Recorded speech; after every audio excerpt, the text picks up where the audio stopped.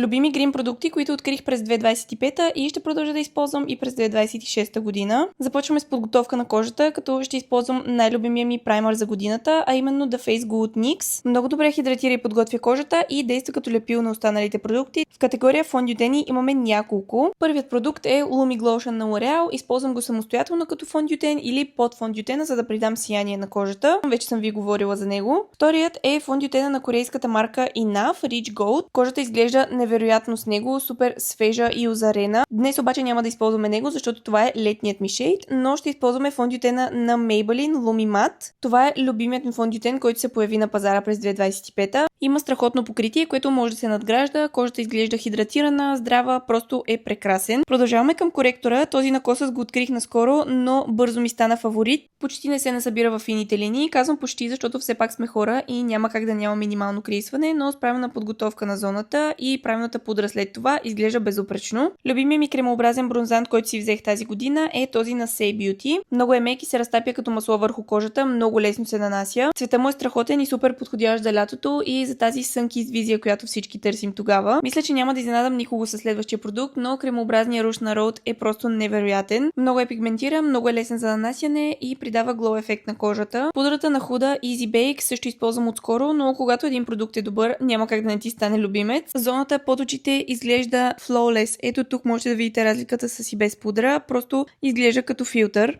Любимият ми продукт за вежди тази година е писалката Faux Brow на L'Oreal, с която много прецизно мога да рисувам косъмчета. Прави веждите да изглеждат много естествени. Най-добрият прахообразен руж за мен е този на YSL. Цветът му е 44 и мисля, че е доста универсален. Много е пигментиран и се разнася много равномерно, озарява скулите и изглежда много красиво. Ако блясъкът не ми е достатъчен, добавям и от този хайлайтер на NYX от колекцията с Bridgerton. Не бях сигурна дали розов хайлайтер ще ми отива и ще ми хареса, но в момента, в който го пробвах, направо се влюбих. Любимата ми спирала, която излезе през 2025, L'Oreal Paradise Big Deal. Четката ми е много удобна, издължава миглите и не ги сплъстява. Забравих да нанеса гелче за вежди, за това ще го направим сега. Новото гелче на NYX Crazy Lift е просто невероятно и залепя косъмчетата. Гарантирам ви, че няма да мръднат през целия ден. В категория моливи за устни имам два любимеца и двата са с студен подтон. Единият е на Freya, а другия на Catrice. Този на Catrice е бюджетен, много издръжлив и цвета му се доближава до цвета на моите устни. Днес обаче ще използваме този на Freya, който е малко по-тъмен и по-студен. От вида и дължината на молива се вижда, че е един от любимите ми. Този също е много издръжлив. В категория гланцове е нещо страшно, затова ги оставяме за друго видео, но най-любимия ми продукт за устни е олиото на YSL. Много красив блясък, лек помпинг ефект, просто 10 от 10. Аз използвах цвят 44. И ето го завършеният ми грим с задна камера с любими продукти от 2025.